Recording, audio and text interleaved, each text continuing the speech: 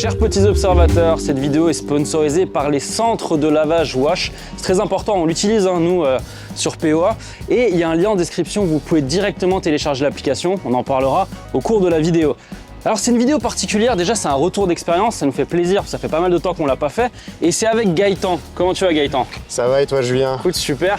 Les petits observateurs t'ont déjà vu, tu travailles avec nous aussi sur POA. C'est ça.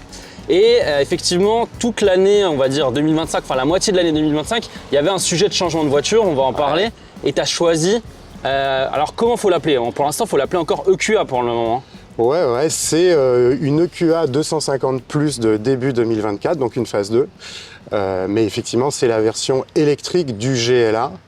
Ce qu'il faut suivre pour les gens qui ne connaissent pas Mercedes et tout, puis ils sont revenus en arrière, maintenant ils reprennent les noms d'avant, ils mettent juste EQ. Voilà. Donc, ils ont tenté des choses, ils ont testé, ils se sont rendus compte que c'était pas forcément, que ça imprimait pas forcément dans la tête des gens, donc là ils vont revenir à une gamme un peu simplifiée au niveau des appellations. C'est presque un collector en fait finalement. Bah ouais, alors je crois qu'elle est encore commercialisée mais ça va pas durer longtemps parce que la nouvelle version du GLA électrique, donc remplaçant de l'EQA, va bientôt arriver. Oui, en quelque sorte, c'est un collector. Si on fait cette vidéo, tu as déjà beaucoup roulé par rapport au temps depuis, donc tu as la voiture depuis à peu près l'été dernier. Ouais. Et en fait, c'est un super bon plan, on va aller en détail, mais c'est une voiture, même en quelques mois, qui a fortement décoté. Ouais. Donc, je mets les pieds dans le plat pour plus ou moins 30 000 €. C'est beaucoup d'argent, mais elle en valait 50 000. Vous pouvez vous faire plaisir avec une électrique familiale, quoi. Ah, complètement, c'est clair qu'en fait c'est une voiture qui n'a pas forcément cartonné sur le plan commercial. Elle est sortie en 2021 à l'époque où Tesla en gros cartonnait à fond et c'est vrai qu'ils ont attaqué le marché Mercedes avec cette EQA avec des prestations on va dire dans le marché mais pas exceptionnelles, mais par contre à des prix assez élevés. Donc au final, ça n'a pas forcément eu un immense succès. Par contre, il y a eu quand même pas mal de leasing entreprises. Et en fait, ces voitures, au bout de 3 ans, 2 ans, 3 ans, elles se retrouvent sur le parc occasion. Et elles ont un peu de mal à trouver preneur. Et du coup, il y a des bonnes affaires à faire et malgré tout, c'est une très bonne voiture. Voilà, c'est pour ça qu'on fait ce retour d'expérience. Alors, première chose, est-ce que tu as un petit détail à l'intérieur ou à l'extérieur sur ce EQA? Alors, c'est plus une observation générale. Ouais. On en parle souvent. Moi, je commence à être un peu fatigué des voitures qui sont trop massives, trop tankées, trop surdessinées. Et du coup, ce que j'apprécie dans celle-ci, c'est qu'elle est assez sobre, discrète et tout en rondeur. Alors pour moi, ça s'exprime beaucoup sur le 3/4 arrière. Voilà, elle est très lisse, très galée. Je trouve que ça lui donne un chic très discret. Ouais. La discrétion, c'était important pour moi. Ouais. Je voulais pas arriver avec un espèce de gros truc, avec une immense calandre. Déjà, c'est une Mercedes, donc... Voilà. Mais du coup, c'est une voiture sans exubérance, mais finalement, ça me va bien et c'est plutôt ce que je cherche. Passe partout, mais dans le bon sens du terme, quoi. Exactement. Ouais, je suis d'accord. Et c'est vrai, alors on va aller un petit peu devant. Moi, j'ai toute la gamme EQ, je l'aime beaucoup. Ouais. À chaque fois que je parle, même à des VTC, tout le monde dit, je parle même sur la EQC, EQS, tout le monde, ils les aiment pas. Parce que tu sais, c'est une Mercedes d'avant, il faut la grande étoile avec la calandre à l'ancienne. Moi, je trouve qu'elles sont toutes réussies. Elles ont une gueule un petit peu à part, mais en fait, ça permet d'avoir un bon CX parce que le but, c'est d'avoir plus d'autonomie. Exactement. Et là, pareil, tu as une calandre différente d'un GLA de la même époque. Exactement. Donc, le GLA, en fait, a une calandre un peu différente. Donc, déjà, c'est pas une calandre fermée, hein, c'est une calandre un peu classique, quoi, avec des traits, tout ça. Et puis surtout, il y a un bout de carrosserie ici. De toute façon, on le mettra en illustration. Mais c'est vrai qu'elle se termine comme ça. Voilà. C'est plus habituel, on va dire. Exactement. Les phares sont un peu plus pincés. En toute franchise, je préfère plutôt la face avant du modèle thermique. Mais bon, c'est un travail qui a été fait pour l'aéro. Donc bon, pour une électrique, ça se justifie. Et puis au final, je trouve que ça lui donne un petit côté presque un peu futuriste qui est finalement assez sympa. Ouais, et puis pour reprendre tes mots, en fait, par rapport à l'arrière aussi, il y a ce côté où c'est plus doux, il est un peu galet. Ouais. C'est un peu galet. Et ça colle à leur gamme, en tout cas, des années fin 2010-2020, de la gamme EQ, quoi. Elles sont toutes un peu comme ça, quoi. Donc, Exactement. Moi, il y a un petit détail qui me vient là, qui signe vraiment aussi la période de conception de la voiture. C'est bon, ok, c'est une électrique, donc faut mettre du bleu. Ouais. Tu vois. Ça, c'était vraiment. Ça, on fait plus. Ils se sont calmés, c'est vrai. Mais les premières Zoé, même la petite 208, t'avais un petit truc en bleu. Mais enfin, c'était vraiment le truc bleu ou vert. Il fallait qu'il y ait le côté un peu électrique, un peu propre, un peu vertueux. Exactement. Donc ça, c'est assez rigolo. C'est vrai que je t'ai pas posé la question. Encore une fois, vous savez, hein, les retours d'expérience, on va dans le détail, c'est pour des gens qui pourraient être intéressés par cette voiture. C'est quelle phase, c'est quelle configuration? Parce que j'allais te poser la question des jantes, des pneus et tout. Donc, Alors on y va. Donc elle est de février 2024, donc c'est une phase 2. En fait, Mercedes avait proposé, avait présenté fin 2023, donc cette phase 2, un peu optimisée au niveau de l'aéro.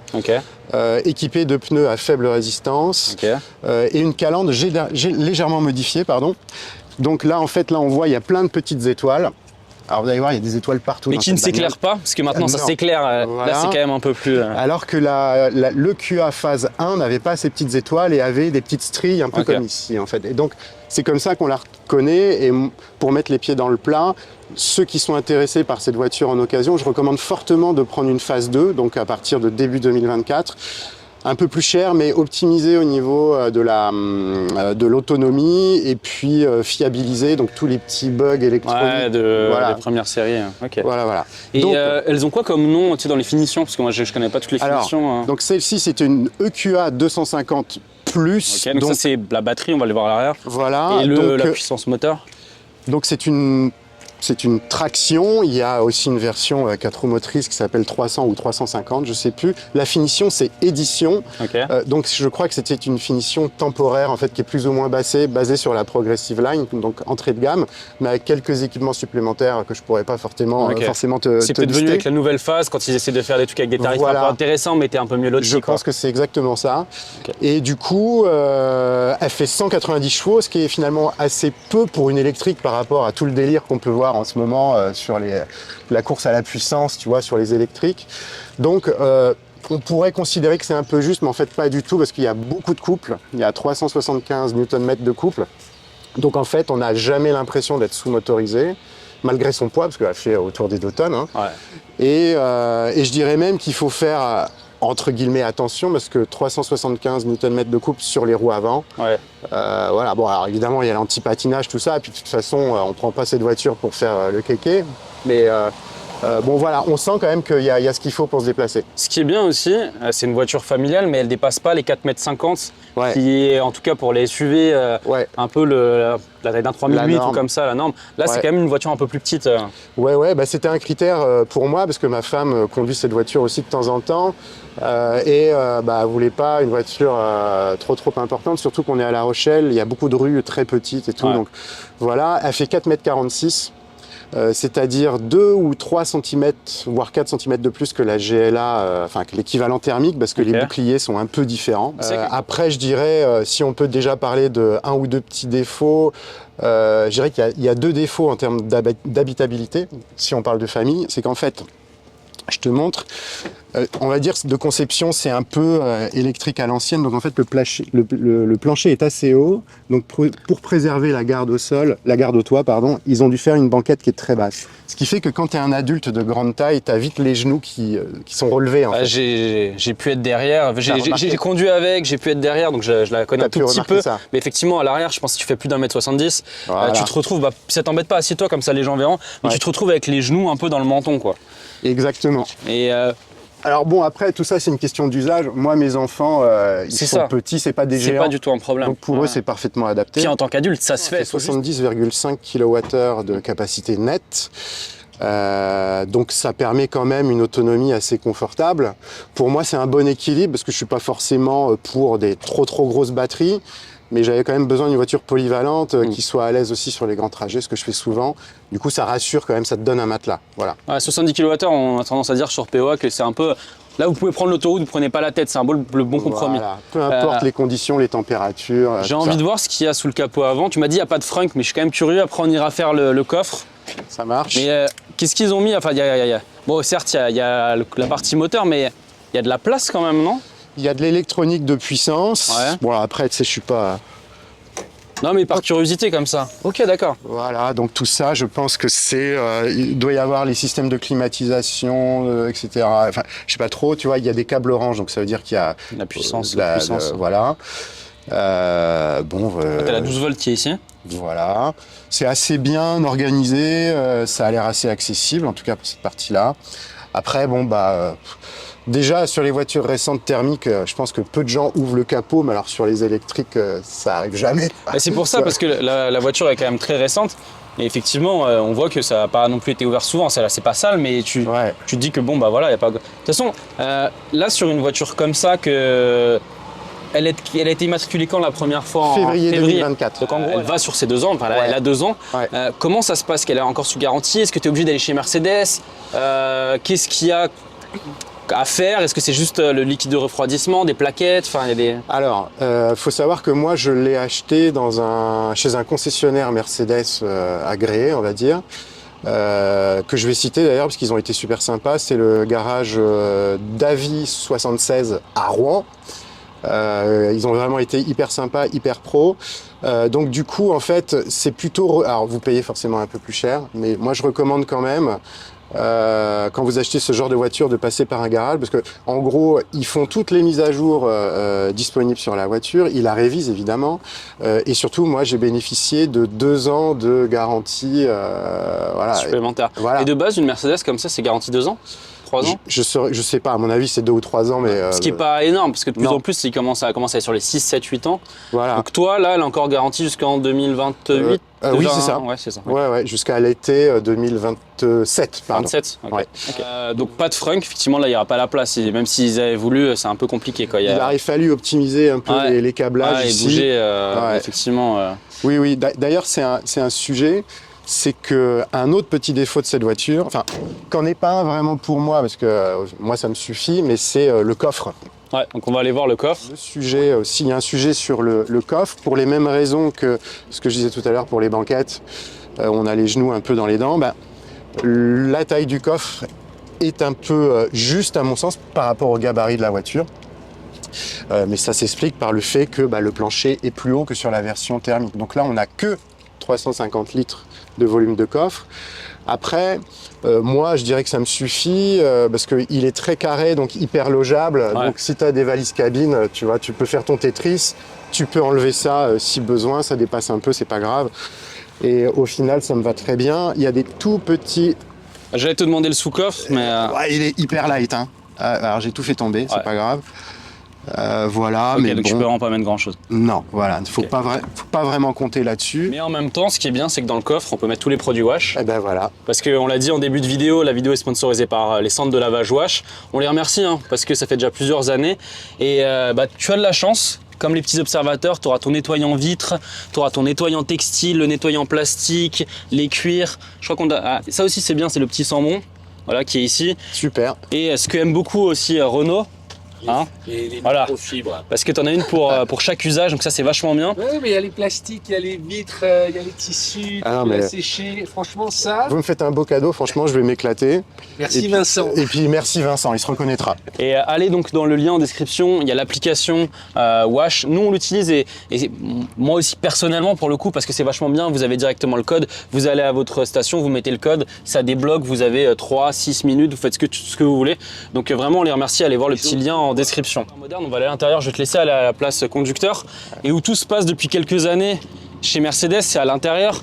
Ils sont venus maintenant il y a 6-7 ans avec Mercedes classe A. Beaucoup de gens ont critiqué parce qu'effectivement c'est très particulier, il y a ces écrans, c'était les premiers à faire ça de cette manière. Ouais. Là on le voit pas, mais la nuit, effectivement tout est éclairé, chaque petit flux, ouais, c'est une boîte de nuit. Toi c'est quelque chose que tu voulais, en dehors de ton... Je sais que tu as fait un critère de package, ouais. Mais tu es content d'avoir tout ça, tu trouves ça esthétique? Au final, en fait, alors déjà en gros, basiquement, c'est l'intérieur de la classe A, hein, qu'on connaît bien, et de la précédente CLA. Moi, je trouve que c'est un intérieur finalement qui n'a pas trop vieilli et qui est assez convivial et agréable au quotidien. Je vais comparer à une Tesla, qui est une super bonne voiture, et si j'étais allé au bout de ma logique de la recherche du meilleur rapport qualité-prix, peut-être que j'aurais pu m'y intéresser. Mais au final, ici, c'est un intérieur peut-être un peu plus à l'ancienne. Et quand je dis à l'ancienne, pour moi, c'est dans le bon sens du terme, parce que c'est pas juste une planche avec un écran posé. C'est ça, tu as quand même le côté compteur. Ouais. Voilà, enfin c'est configurable, tu vois, tu peux mettre la navigation, tu peux mettre un panneau plutôt axé sur les assistances. Il y a la maintenance, tu as un mode sportif. Ah, ils étaient allés très très loin. D'ailleurs, Voilà. petit à petit, ils sont en train d'épurer. Tu peux changer la logiciel. couleur.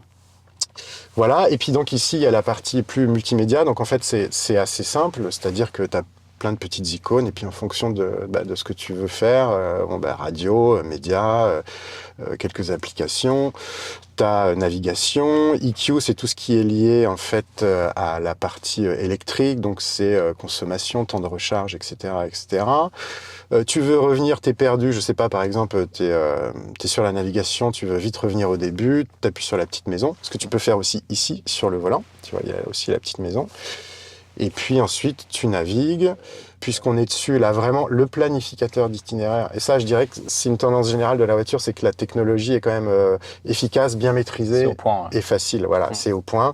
Et quand c'est au point, tu l'utilises, en fait. C'est pas un gadget.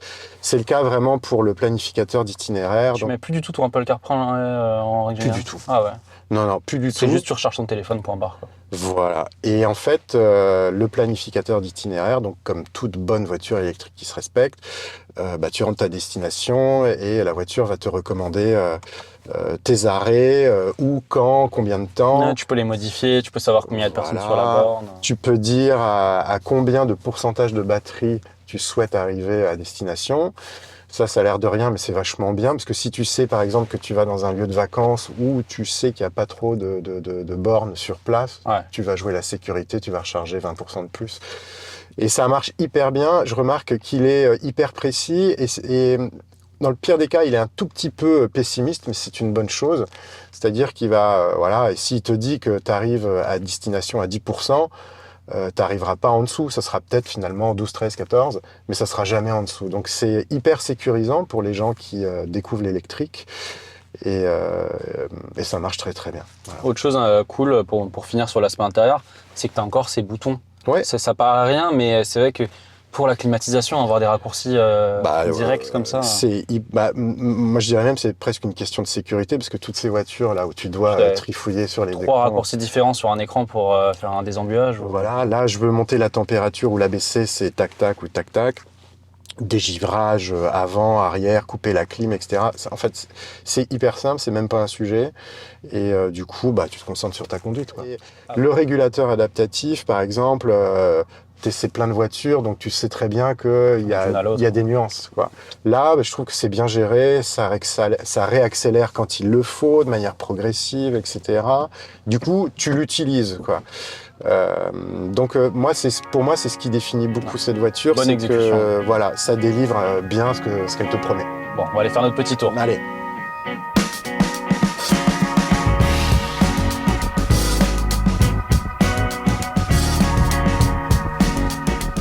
On n'est pas bien là, une Mercedes qui filme une Mercedes. Rien que ça. Magnifique. Je vais te poser aussi des questions parce que en électrique, c'est assez important vu qu'on n'a pas de boîte de vitesse à proprement parler. Ouais. Les différents modes de régénération, là je vois que tu es en forte récupération. Comment ça se passe? Alors, la régénération en forte récupération, c'est D, donc c'est le truc par défaut. Ok. Donc par défaut, tu as déjà une régène qui est assez poussée et tu peux jouer avec les palettes. Donc si je fais ça, je passe en D- et j'ai récupération maximale. Donc ça ralentit fortement, donc ça permet de bien recharger la batterie. C'est pas mal en ville ou quand tu descends un col de montagne, par exemple. Après, c'est pas un mode one pedal à proprement parler, c'est-à-dire qu'il ne va pas jusqu'à l'arrêt complet. Après, il y en a pas du tout? Non, non, ça ralentit fortement. Tu dois finir avec ton frein quand même. Voilà, donc il y en a qui préfèrent les one pedal. Tu sais un autre mode, alors que franchement que j'utilise peu, c'est si tu fais un appui long sur cette palette, tu passes en auto, donc c'est une récupération intelligente. Ça me rappelle des souvenirs. Voilà. Et donc là, en fait, là, tu vois, il y a Renault qui est dans le CLA devant. Elle a ralenti, elle a forcé la régène pour se caler. Voilà. Mais je trouve que ça arrivait avec le QS. Ils étaient super fiers de faire ça.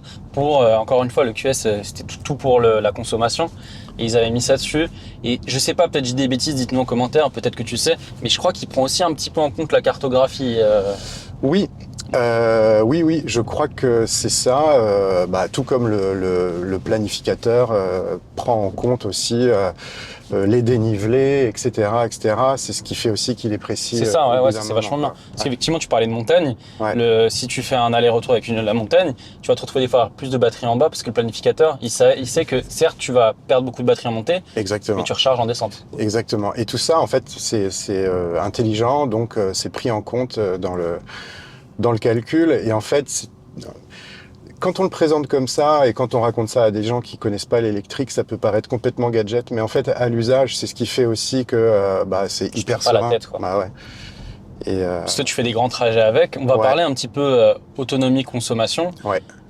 C'est quoi déjà l'autonomie mixte, tu vois? Parce que tu fais un peu de tout finalement avec, mais déjà mixte, c'est quoi à peu près? Alors, si on parle de WLTP, alors j'ai plus le chiffre exact, mais on est autour des 550 km, donc en cycle combiné WLTP. Alors évidemment, dans la vraie vie, comme toutes les voitures, tu fais pas ça. Dans la vraie vie, je dirais que l'autonomie mixte, c'est autour des 400 km. Donc en fonction de comment tu roules, des températures et tout, tu pourras peut-être en été plutôt aller vers 450, ce qui est quand même confortable. En hiver, sur des petits trajets où la batterie n'a pas forcément le temps de chauffer, etc., ça sera peut-être un petit peu moins. Mais globalement, tu as une amplitude de consommation, je dirais, qui va de 16 kWh dans les meilleurs cas jusqu'à 21-22 sur autoroute. Ce qui est bien pour ce type de voiture, avec quand même, ça reste un SUV. Ça reste un SUV, donc sentir bien. Je la trouve relativement efficiente par rapport à sa taille, à son poids, etc. Et puis en fait, avec une capacité de 70 kWh de batterie, du coup, que ça soit en hiver ou en été, au final, tu as toujours ce qu'il te faut. Voilà. C'est bien 70 kWh, on l'a dit au début dans la vidéo. Sans aller dans tout le détail, parce que c'est vrai que sur autoroute, ça change, charger. Quand je dis charger, c'est-à-dire avec des gens derrière. En hiver, en été, tout change.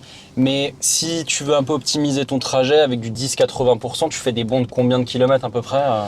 Je dirais sur un 10-80%, je pense qu'on est à environ 250 km récupérés sur une recharge 10-80. Voilà. Donc en fait, en gros, tu as le temps d'avoir envie d'aller faire un petit pipi ou de manger un bout. En gros, c'est à chaque fois plus ou moins 2 heures comme ça. Enfin...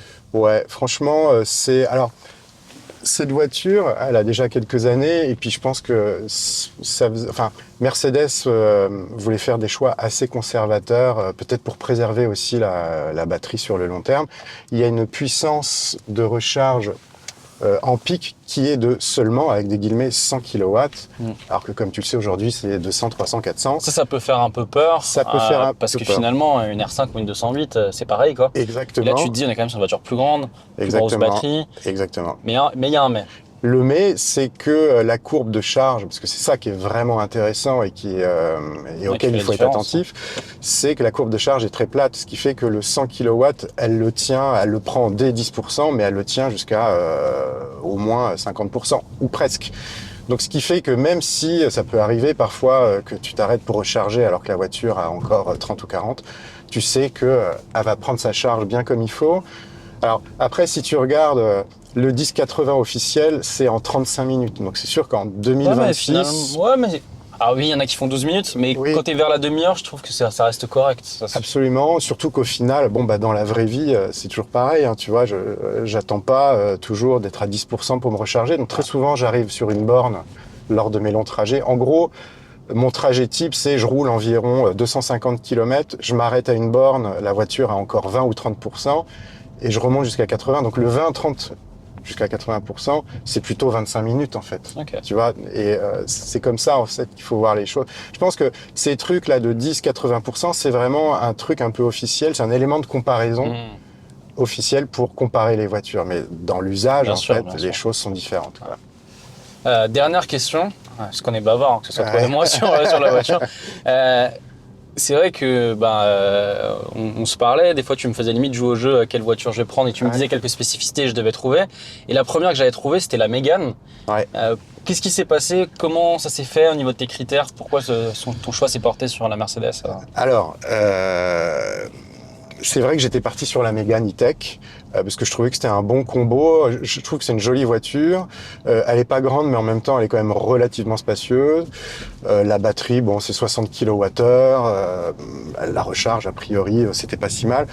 au final, si je regardais, en fait, j'ai commencé au début, j'étais focalisé sur la Mégane, j'ai élargi un peu à d'autres voitures et j'ai vite réalisé que si je comparais en fait les prix d'une Mégane e-tech bien équipée, 2024 à une voiture comme ça, à une EQA 2024, la différence de prix était pas énorme. Alors, la Mégane avait l'avantage d'avoir un équipement un peu plus fourni, parce que si tu prends une Iconic, tu as les sièges électriques, cuir, machin, tout ça. Mais par contre, tu as quand même 10 kWh de moins de batterie en capacité. Et moi, je me suis dit, bon, bah quand même, moi, je vais faire beaucoup de longs trajets. C'est là-dessus que je dois miser, en fait, quoi. Et en plus, elle est quand même un peu plus spacieuse, celle-ci. Ouais. Et puis bon, c'est vrai, moi j'adore Renault, si on peut rouler français, je trouve ça super. Mais au final, quand je suis allé l'essayer, je me suis dit, putain, quand même, je peux avoir une Mercedes qui vaut 50 000 €, qui a 1 an et quelques, pour le prix d'une Mégane e-tech 2024. Bon, voilà. Et puis après, bon, bah, c'est tout le reste qui a fait la différence, le fait qu'il me propose une garantie. C'est toujours ça, c'est un package. C'est un package général. Voilà, j'ai tout évalué au final. Et le fait de l'avoir garanti 2 ans. Enfin bon, voilà, franchement, j'y suis allé. Elle est en super bon état. En fait, j'ai eu l'impression d'acheter une voiture neuve. Voilà. Ok, bah merci Gaëtan, c'était super intéressant. Bah merci à toi, Julien. J'espère qu'il y a des petits observateurs, peut-être que ça va leur donner envie, peut-être que ce soit cette voiture ou en fait d'autres voitures du groupe Mercedes de cette génération, parce que c'est vrai que les prix ont vraiment descendu et c'est un très bon package. N'hésitez pas aussi si vous êtes intéressé sur les retours d'expérience ou d'autres types de vidéos, type de mercredi avec les abonnés, vous nous envoyez un petit mail à petiteobservation@ds@gmail.com. Ce qui est important vraiment, c'est en objet, vous mettez le nom de la voiture. Si c'est un retour d'expérience, mettez retour d'expérience. C'est beaucoup plus simple à retrouver. Et puis on remercie Wash parce que la vidéo est sponsorisée par Wash. Allez voir le petit lien en description et on se retrouve très bientôt pour une prochaine vidéo. Ciao. Salut.